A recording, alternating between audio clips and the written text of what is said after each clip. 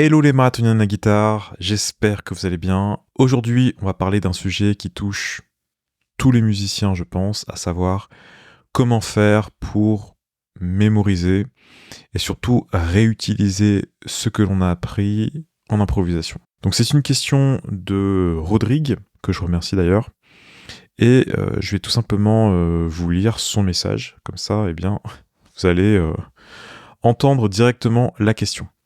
Donc, bonjour Cyriac, comment fait-on quand après plusieurs années de guitare, on a encore du mal à mémoriser les licks et à les ressortir en situation? Aurais-tu une astuce? À part jeter la guitare à la poubelle. Car je ne retiens que 10% des licks que j'ai travaillés préalablement. Merci Rodrigue. Donc, merci Rodrigue pour ta question. Donc, ça c'est vraiment un problème bien connu finalement, à savoir que l'on bosse des phrases et qu'on a l'impression qu'on ne mémorise rien. Alors, soit c'est une impression, soit c'est une réalité aussi parfois. Et pour ça, il y a deux grandes étapes, et je vais déjà commencer par vous parler de la première, à savoir le travail des phrases à proprement parler. Donc moi, pendant des années, j'en suis venu à la conclusion des années après, mais pendant des années, je travaillais mal mes phrases en fait. Et pour ça, il y a plusieurs paramètres, je pense, à respecter, mais plus que ça, c'est surtout être conscient du travail que l'on fait ou que l'on ne fait pas. Donc, parmi ces paramètres, vous avez déjà celui de la compréhension de la phrase. Donc déjà, est-ce que vous comprenez comment elle fonctionne? Quelles sont les notes qui sont à l'intérieur de la phrase? Est-ce que vous voyez que, par exemple, sur un 2-5, il y a le passage de la tierce vers la septième, l'utilisation peut-être de la bémol 9 ou autre sur un accord de dominante, par exemple terminer sur la neuvième pour un accord majeur ou mineur, ce genre d'éléments. Ensuite, est-ce que ces éléments sont reliés à des doigtés qui sont des choses que vous avez déjà travaillées? Donc par exemple, sur un 2-5-1, mettons que vous utilisiez un arpège mineur, un mineur 7, est-ce que si vous jouez cette phrase, vous utilisez un doigté du mineur 7? Alors parfois, ça c'est quelque chose dont je me suis déjà rendu compte pas mal de fois. J'ai un élève qui va jouer une phrase, qui va relever une phrase par exemple, qui utilise un arpège mineur 7, mais il n'a même pas compris que c'était un arpège mineur 7. Alors que voilà, si on détaille, voilà, il y a une tierce mineure, une quinte, une septième mineure et une tonique par exemple. Et c'est juste qu'il n'a pas utilisé un doigté de mineur 7 qu'il connaissait déjà. Parce que si vous utilisez un même doigté entre une phrase et une gamme ou un arpège, une triade, etc., forcément après, tout va se connecter beaucoup plus facilement. Donc ça, c'est la compréhension de la phrase. Ensuite, vous avez aussi une partie qui est très importante, qui est est-ce que vous entendez la phrase? Donc sans l'instrument, est-ce que vous êtes capable de la chanter? Si vous arrivez à chanter une phrase, généralement, vous êtes capable ensuite de pouvoir plus facilement la transposer. Vous pouvez aussi plus facilement la manipuler, donc la réutiliser dans vos improvisations. Autre élément, est-ce que vous avez suffisamment répété une phrase? Moi, je me rappelle un prof qui m'avait dit un jour, avant de penser à réutiliser une phrase en improvisation, travaille là au moins 200 fois. Fais au moins 200 répétitions de cette phrase. Donc 200 répétitions de la phrase une fois que vous savez déjà la jouer. Donc pas 200 fois, pas 200 essais d'une phrase que vous ne connaissez pas, mais vraiment 200 fois une phrase que vous avez déjà... que vous savez déjà jouer, en quelque sorte. Autre élément, une fois que vous avez travaillé cette phrase, est-ce que vous avez essayé de la replacer en contexte? Est-ce que vous avez essayé de la placer sur un standard, par exemple? Est-ce que vous avez essayé de la replacer sur plusieurs standards? Ça aussi, c'est un élément, on se dit, bon, je travaille par exemple ma phrase sur un 2-5-1, j'arrive à la jouer sur un 2-5-1, mais je l'ai jamais mis dans un morceau, par exemple. Donc forcément, c'est difficile de pouvoir ensuite la replacer comme ça dans, on va dire, en direct. Et ça, c'est parenthèse dans ce que je vous raconte, quelque chose que vous pouvez faire, c'est tout simplement, par exemple, vous prenez, je sais pas, Stella by Starlight, vous avez travaillé une phrase sur un 2-5-1 mineur, par exemple, et vous vous dites, voilà, dès qu'il y a un 2-5-1 mineur, je replace ma phrase. Donc, comme il y a pas mal de 2-5 mineurs, notamment à la fin du morceau, c'est un très bon moyen de voilà, tester pour voir si vous pouvez la réutiliser. Et ça, vous pouvez très bien vous dire, voilà, pendant un quart d'heure, je travaille ma phrase sur Stella by Starlight et je travaille uniquement le fait de la jouer telle qu'elle dans le morceau. Et puis le reste du temps, hein, quand vous n'avez pas un 2-5-1 mineur, eh bien vous improvisez entre guillemets normalement. Et enfin, dernier aspect qui est peut-être celui auquel on pense le moins, et en tout cas c'est celui auquel je pensais le moins, personnellement, c'est le fait de travailler trop de phrases. C'est mieux de travailler une phrase à fond plutôt que 10.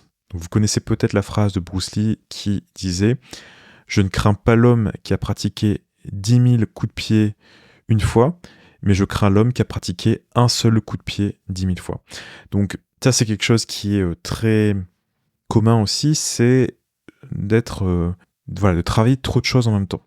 Donc c'est mieux de prendre une seule phrase, de suivre toutes les étapes que je vous ai indiquées juste avant. Il y en a pas mal. Ça fait déjà pas mal de choses à travailler. Et de vous dire, voilà, aujourd'hui, je travaille une phrase et je la travaille du mieux possible. Et vous allez voir que ça va être beaucoup plus efficace comme ça.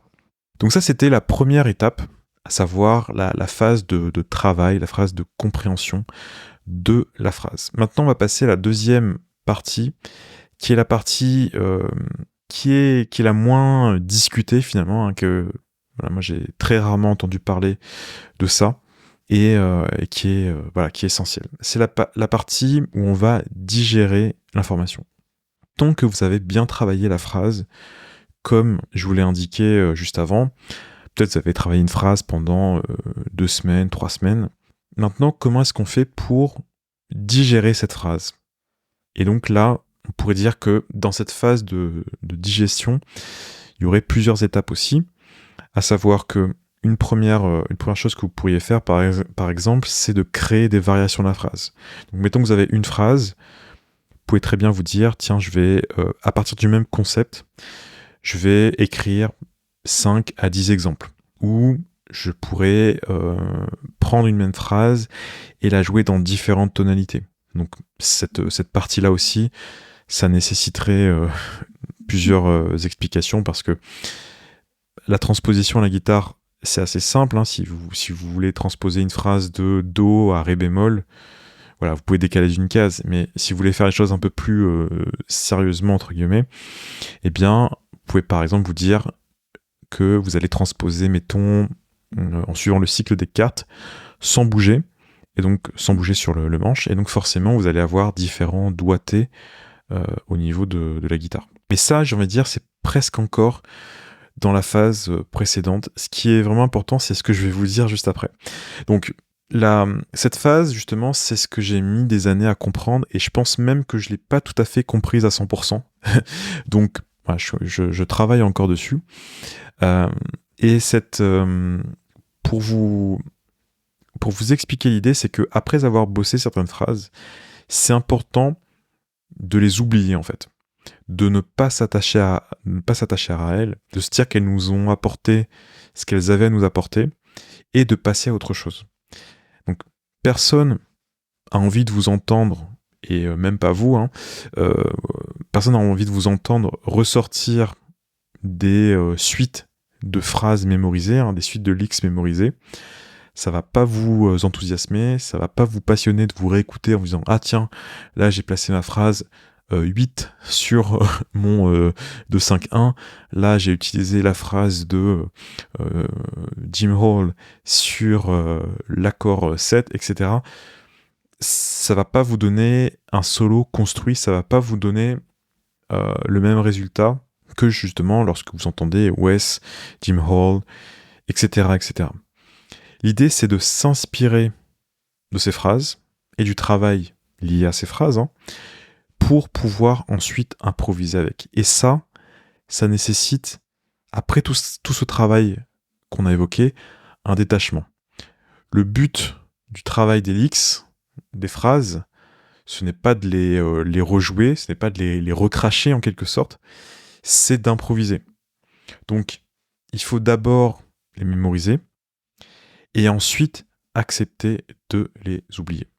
Donc voilà, j'espère que c'était le message que j'avais à vous donner aujourd'hui. Je pense que c'est quelque chose qui m'aurait aidé il y a quelques années. Et juste le fait de l'enregistrer là, ça m'aide encore aujourd'hui. Donc j'imagine que ça va aider quelques personnes. N'hésitez pas à me le dire d'ailleurs en commentaire. Au niveau de quelques nouvelles rapides, donc, j'étais absent 2 mois, ne vous inquiétez pas, je vais très bien. J'étais juste pris par le travail, mais je reviens très vite. D'ailleurs, au moment où vous voyez ce podcast, soit j'ai déjà mis en ligne une nouvelle vidéo, soit ça va pas tarder, parce que j'ai enregistré une vidéo qui m'a demandé vraiment pas mal de travail, où j'ai analysé un solo, et je pense que c'est une vidéo qui va, pareil, vous aider. Et du coup, je suis assez content de l'avoir tourné, même si ça a pris beaucoup de temps. D'ailleurs, j'ai dû la réenregistrer, etc. Bon, je vais pas rentrer dans les détails, mais en tous les cas, si vous avez, si la vidéo est déjà en ligne, eh bien, voilà, n'hésitez pas à aller la regarder. Et puis autrement, eh bien, je vous souhaite tout simplement de bonnes fêtes de fin d'année, puisqu'on enregistre ce podcast fin décembre. Et on se retrouve l'année prochaine avec d'autres podcasts, d'autres vidéos. À très bientôt. Bye bye.